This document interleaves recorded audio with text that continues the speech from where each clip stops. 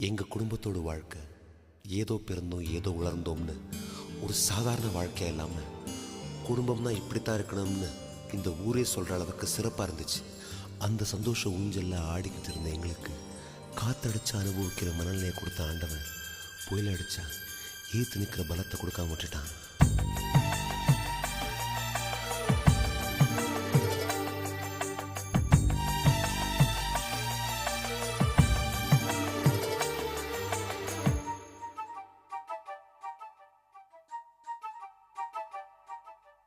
அவரவர் வாழ்க்கையில் ஆயிரம் ஆயிரம் மாற்றங்கள், அந்த நினைவுகள் நெஞ்சினில் திரும்பிட திரும்பிட ஏக்கங்கள்.